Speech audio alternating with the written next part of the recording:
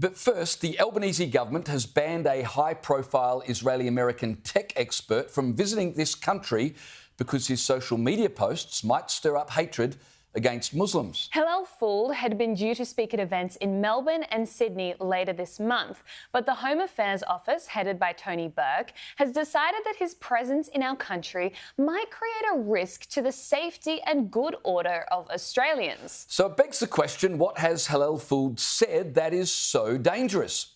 Well, he's described reports of Israeli soldiers massacring Palestinians trying to access food as propaganda, and he said that 10 to 15% of the Muslim population worldwide have been radicalised, describing radical Islam as, quote, a global plague. A note from the Home Affairs Department says the visa holder has posted on multiple platforms and made statements denying credible documented atrocities in Gaza and Islamophobia rhetoric. The use of platforms for inflammatory rhetoric can lead to increased hate crimes, radicalisation of individuals and heightened tensions in communities. So basically, you're not allowed to disagree with Tony Burke. That's what this decision says, Freya. You can't disagree with Tony Burke or the Albanese government over who's most at fault in Gaza. And you can't disagree with media reports. He has called into question media reports about whether or not Israeli soldiers fired on civilians trying to access food. I should point out none other than the White House called into dispute those media reports, particularly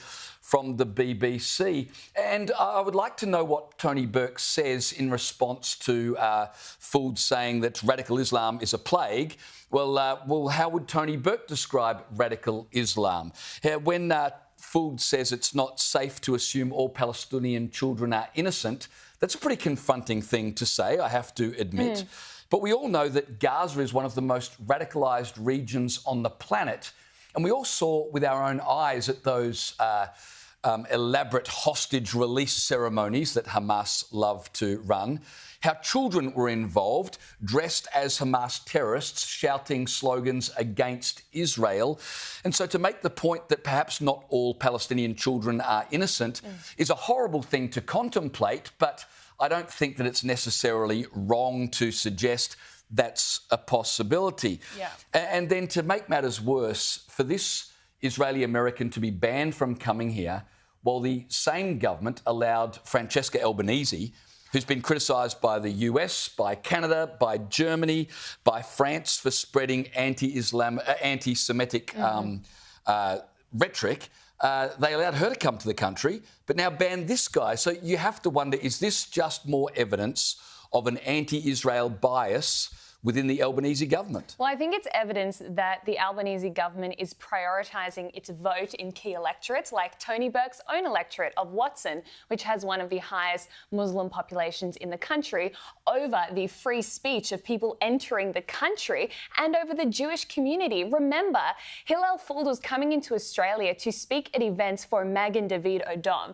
a large Jewish charity, and they were raising money to build an ambulance station in southern Israel. Like, oh my goodness. And for goodness sake, he criticised media reports. Don't forget, just weeks ago, the ABC was forced to retract multiple reports about the Israel-Palestine conflict, one of which was about the 14,000 babies that were going to die within 48 hours, which was blatant untruth, blatant lies from the UN. So it's like, are we seriously going to say as a country that you can't criticise mainstream media reports? Are we going to say that you can't point out obvious facts that there is genuine support for radical Islam among certain groups? Are we going to say you can't possibly voice opposition to the government policy on Israel and Palestine? Like, are we in a democracy anymore or a totalitarian state? And of course, the irony of all of this is while Fuld has been banned from coming to this country,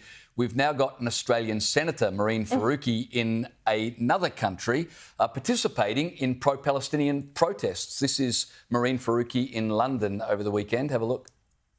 Okay, guys, here we are, surrounding the parliament with a red line, or redlining parliament.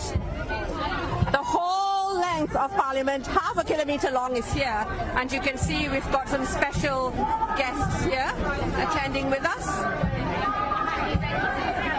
It goes all the way around, halfway up Westminster Bridge.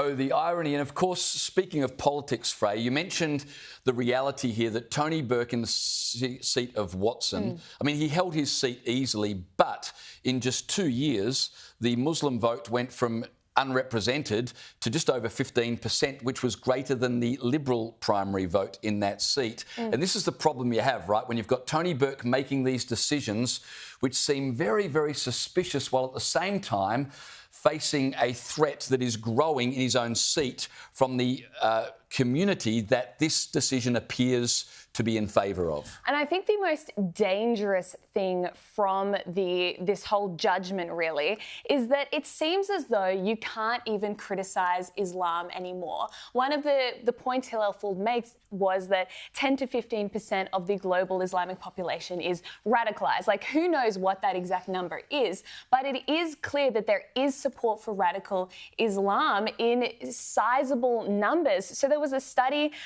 of Islamic groups in the US back in February of 2024, which found that 10% of US Muslims thought Hamas's actions on October 7 were totally acceptable. There was another survey of UK Muslims which found that only 1 in 4 believed that Hamas actually committed rape and kidnapping on October 7. So this is not a criticism of all Muslims. I know some amazing Muslims, but we have to be honest about the truth. And the irony also is that no one knows about the scourge of radical Islam more than Muslim countries. Look at the incredible steps the UAE or Bahrain have taken to stamp out radical Islam.